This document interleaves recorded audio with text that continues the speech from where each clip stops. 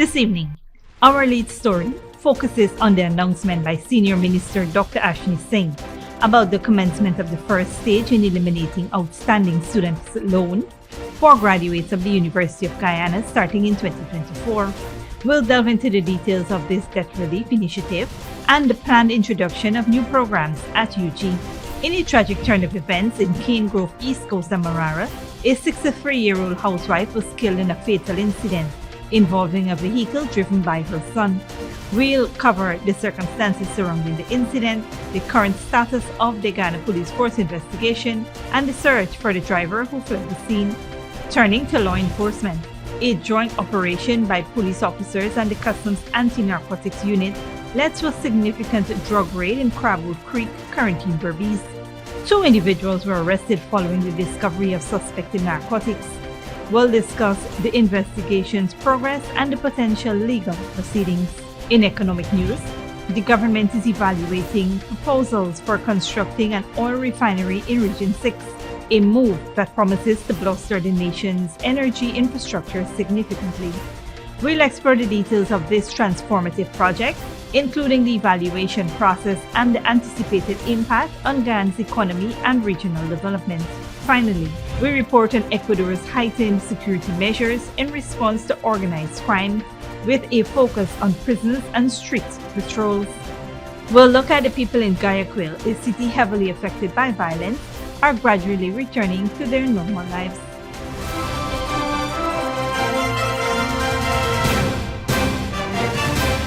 Welcome to this broadcast of Channel 2's Headline News Update for January 18th, 2024.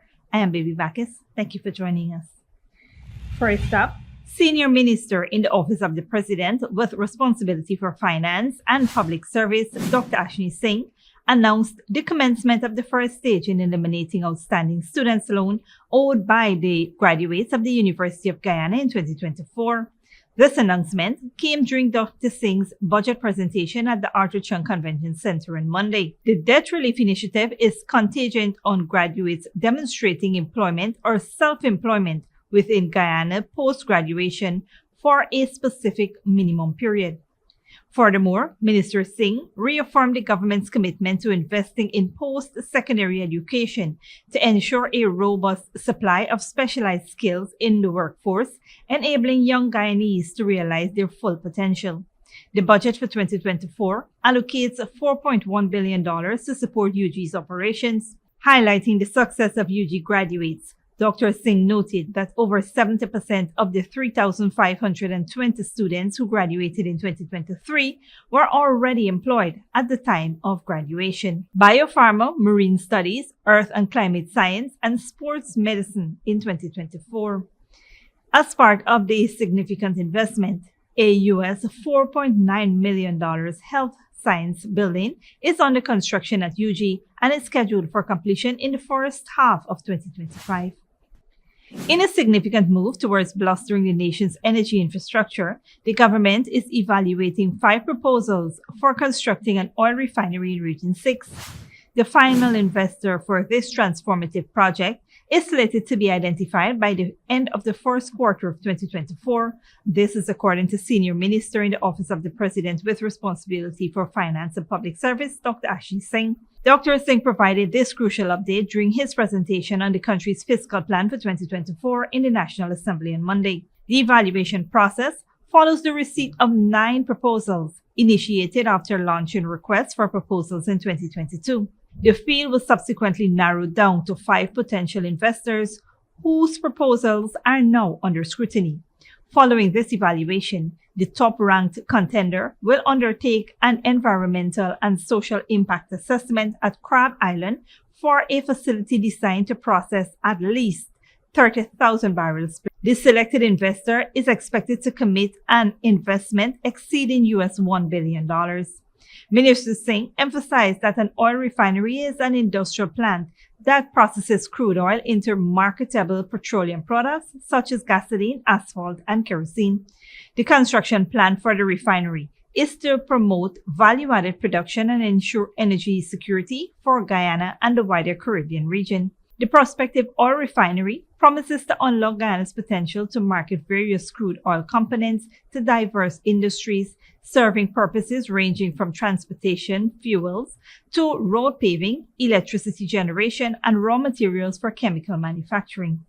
The establishment of the refinery will align with the developmental plans for Region 6, presenting a transformative opportunity for economic growth and regional development.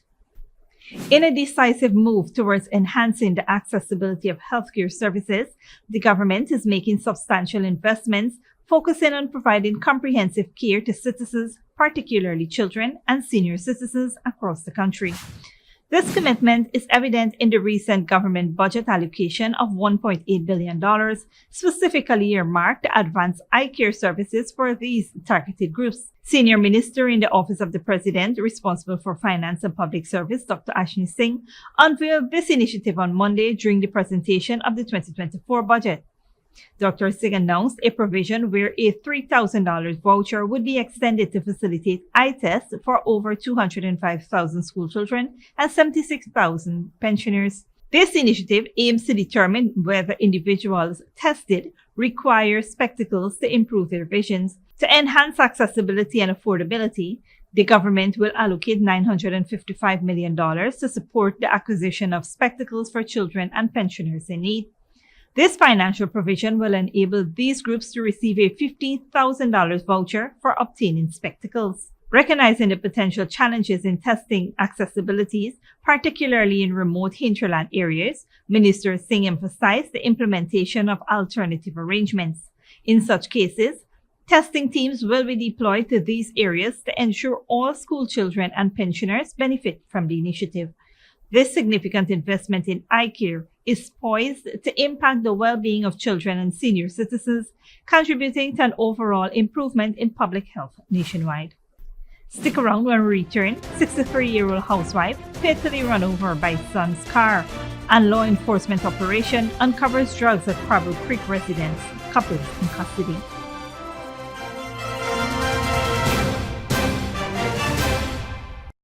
Ladies and gentlemen, are you ready to kick off the new year with a bang? Digicel has an offer that'll make your January extra special.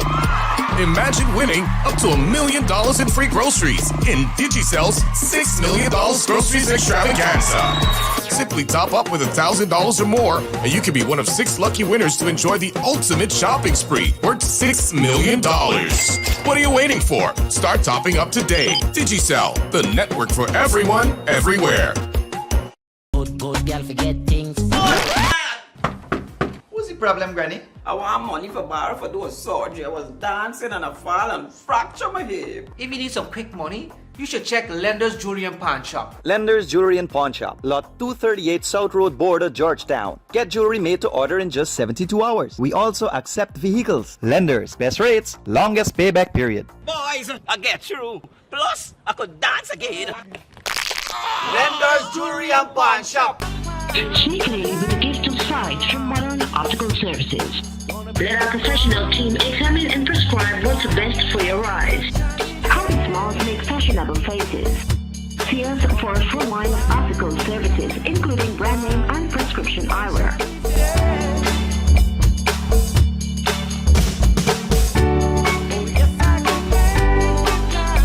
Modern Optical Services, 316 Middle Street, Georgetown. Telephone 226-1082. When you need money and you gotta get it fast, Creative Jewelry and Pawn Shop is the place for that confidential transaction in a quiet and secure location. You'll get the highest value per pennyweight for your gold and also enjoy the lowest interest rates and longest payback period too. Yes, for that instant transaction to solve a pressing financial problem. That Creative Jewelry and Pawn Shop, 46 Boyle Place, that's between the Ministry of Housing on Brick Dam and White Castle Fish Shop.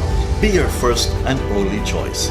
Creative Jewelry and Pawn Shop, safe and sound, solid and secure, always there for you. Telephone 231-7878 and 223-8955. Furnishing your home or office has never been easier. Here at Kissoon's, our inventory of locally made and imported furniture, offered at amazing prices, will leave you wanting more. From vinyl, floor rugs and carpets, bedroom, dining and living room sets, mattresses, pillows, office desk, chairs and filing cabinets, outdoor benches and tables. We have a piece of furniture for every room imaginable in your home or office. Check out our flagship store at Industrial Site Rijnveld or one of our branches in New Amsterdam, Port Morant, Riverton and Camp Street. Kissoon's Furniture, furnishing homes for over 50 years.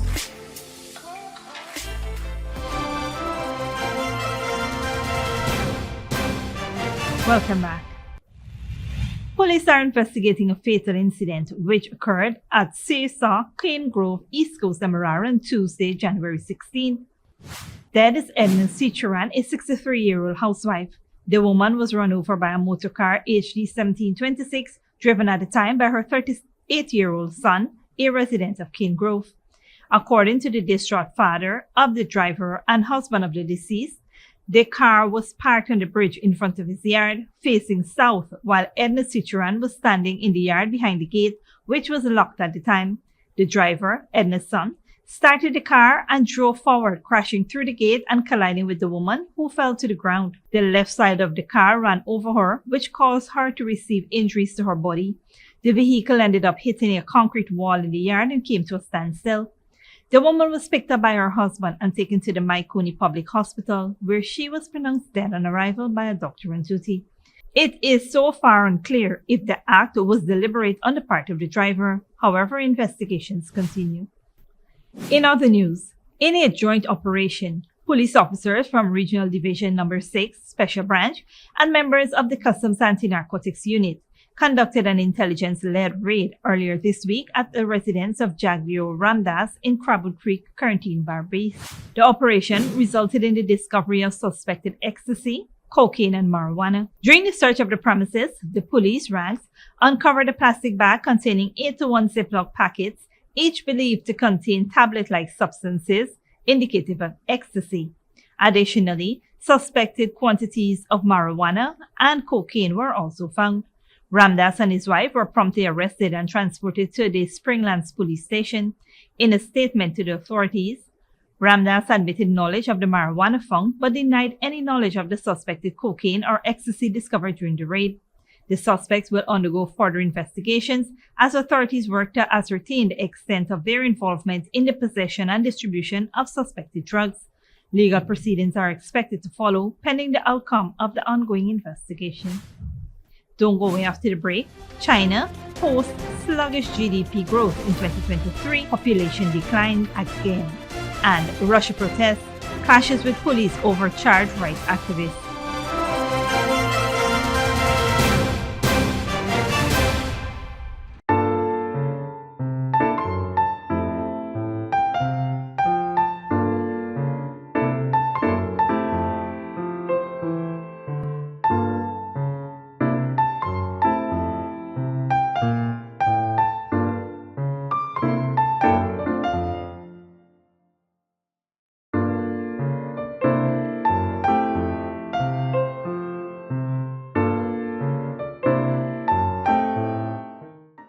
Good girl forget things. What's the problem, Granny? I want money for borrow for those surgery. I was dancing and I fall and fracture my hip. If you need some quick money, you should check Lender's Jewelry and Pawn Shop. Lender's Jewelry and Pawn Shop, lot 238 South Road Border, Georgetown. Get jewelry made to order in just 72 hours. We also accept vehicles. Lenders, best rates, longest payback period. Boys, I get through. Plus, I could dance again. Lender's Jewelry and Pawn Shop. Furnishing your home or office has never been easier. Here at Kissoon's, our inventory of locally made and imported furniture, offered at amazing prices, will leave you wanting more. From vinyl, floor rugs and carpets, bedroom, dining and living room sets, mattresses, pillows, office desk, chairs and filing cabinets, outdoor benches and tables. We have a piece of furniture for every room imaginable in your home or office. Check out our flagship store at Industrial Site Rijnveld or one of our branches in New Amsterdam, Port Morant, Riverton and Camp Street. Kissoon's Furniture, furnishing homes for over 50 years.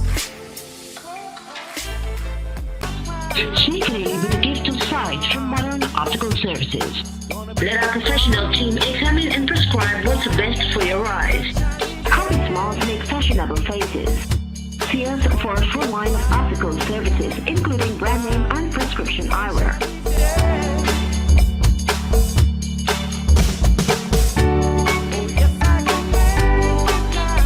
Modern Optical Services, 316 Mill Street, Georgetown, telephone 226-1082. When you need money and you gotta get it fast, Creative Jewelry and Pawn Shop is the place for that confidential transaction in a quiet and secure location. You'll get the highest value per pennyweight for your gold and also enjoy the lowest interest rates and longest payback period too. Yes, for that instant transaction to solve a pressing financial problem. That Creative Jewelry and Pawn Shop, 4-6 Boyle Place, that's between the Ministry of Housing on Brick Dam and White Castle Fish Shop, be your first and only choice. Creative Jewelry and Pawn Shop, safe and sound, solid and secure, always there for you. Telephone 231-7878 and 223-8955.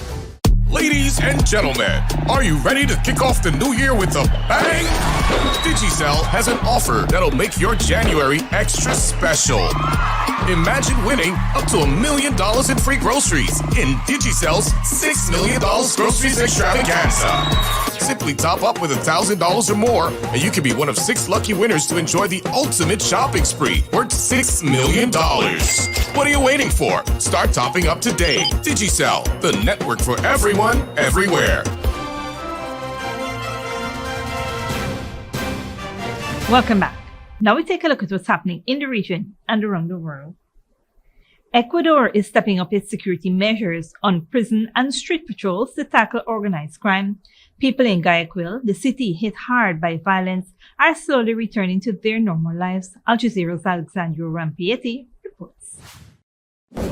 Gradually and cautiously, life is beginning to return to Guayaquil. A curfew remains in place at night, but many shops have reopened by day in this downtown market. Shopkeeper Monica Cajilla says she's still trying to fully recover from the shock of the violence that rocked the city last week. We're still scared, but we don't have any other option because this is our livelihood, so we need to be here to defend our work and try to return to normality. But as you can see, there are few customers around. She points to the still closed shutters of other stores to suggest it will be a long road to recovery, but welcomes the president's iron fist. The previous government didn't have the guts to act and impose the law. Most people we spoke to seem to agree with President Daniel Noboa's unprecedented militarization of Ecuador's streets and the takeover of the prisons that over the years have largely fallen under the control of drug trafficking gangs. On Monday, special forces were again aggressively patrolling the streets, roughing up people and receiving applauses by passers-by. Even if most know this is little more than a stopgap measure. Off camera, people have told us that while more extreme, last week's events are nothing new. As people say, they have learned or had to learn to coexist with the gang's ever-increasing influence and their persistent requests for extortion money. This taxi driver, who doesn't want his identity revealed, says everybody is paying the gangs to avoid being harmed. You live in the house to put food on the table, but you're not sure if you'll make it back alive. Everyone's been a victim. At any moment you could be assaulted or kidnapped or your car stolen. A company's been robbed at gunpoint. No one is safe. He says he and his colleagues try to protect themselves using an app on their phones to identify when extortionists are calling. When a red banner shows, I don't answer. Truth is, I try not to answer any unknown numbers. It's a way to try to avoid trouble because they don't always call you from the same number. President Daniel Noboa says he will not back down in his war against the drug gangs, but many fear the specter of violence will remain and that this relative normalcy will be just a lull in an ever more entrenched conflict. Alessandro Rampietti, Al Jazeera, Guayaquil. Internationally, China's economy grew 5.2% for the year 2023, beating government targets but missing analyst predictions. Officials have downplayed concerns about the country's slowing economy growth, pointing to a new boom in winter tourism. Al Jazeera's Katrina Yu reports. Tourists have flocked to China's freezing northern provinces to enjoy winter attractions, such as Harbin's famous Ice City and the snow-covered ski slopes of Liaoning. Travel data shows winter tourism here is up 30% compared to a year ago, bringing a much-needed boost to businesses. It's a rare bright spot in China's slowing economy. The government says the country beat its target of 5% growth for 2023, achieving 5.2%. But that figure is still one of the lowest in decades, and the outlook for 2024 remains shaky. At the World Economic Forum in Davos, China's premier downplayed concerns. The Chinese economy is making steady progress and will continue to provide strong impetus for the world economic development. Chinese officials say the economy will improve in the coming months. Visitors to Beijing's historical Qianhai Lake are feeling positive. I am from China's warmer south and rarely get the chance to see ice. I'm having a lot of fun. I brought my son here to enjoy himself. The ice festival in the northeast is very popular this year. We can't go, but we can get similar experience here. It's the first winter since 2019 that tourists have been able to enjoy without fear of COVID-19 lockdowns. These types of winter sports and activities aren't traditionally part of Chinese culture, but since Beijing won the 2022 Winter Olympics, their popularity has soared. The government is banking on the trend continuing over the upcoming Lunar New Year holiday, with a record 9 billion trips predicted over the 40-day travel period. However, analysts say a boost in tourism is unlikely to solve bigger problems, such as a crisis in the property market. Some of the people have spent more on things like tourism, cultural activities like concerts, or they would buy more consumer goods. But overall, the savings rate is still going up. But for those enjoying themselves here, the economy is the furthest thing from their minds. Katrina Yu, Al Jazeera, Beijing. Finally, thousands of people in Russia's Bashkortostan region have protested against a court decision to sentence a rights activist. Large protests are uncommon in Russia. A rare protest in Russia, but a familiar response. Police cracked down on thousands of demonstrators in the Bashkortostan region. They were rallying to support rights activist Fail Alsinov. He's been accused of inciting ethnic hatred for comments he made about workers from Central Asia and the Caucasus. He's always denied the accusations, but inside court, he was sentenced to 4 years in a penal colony.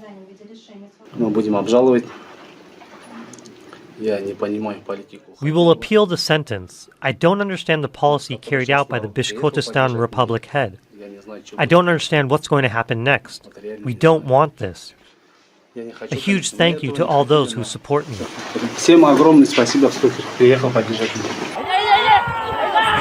Alsinov's supporters say his imprisonment was delayed revenge for his activism in preventing the construction of a soda plant near the Kushtau mountain, which local people consider a sacred place. The protesters chanted freedom and demanded the resignation of the governor of Bashkortostan. At the same time, social media outlets supportive of the Kremlin have accused Fail Alsinov of being the leader of a banned organization, Bashkort. It advocates the separation of the Republic of Bashkortostan from Russia and is accused of provoking ethnic conflicts. While protests on the scale are rare, thousands have been detained in the past 2 years for opposing the armed conflict in Ukraine.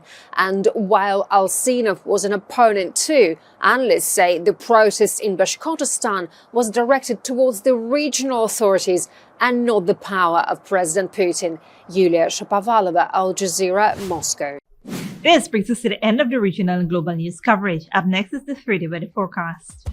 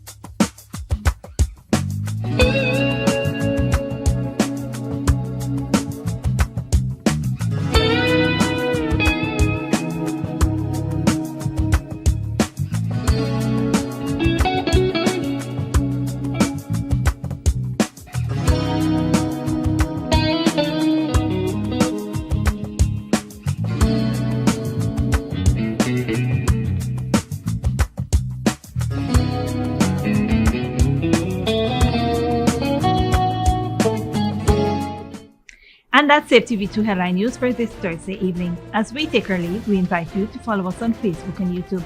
You can tune in tomorrow at 6:30 a.m. for a rebroadcast and at 5:30 p.m. for more news. Until then, please take care of yourself and each other.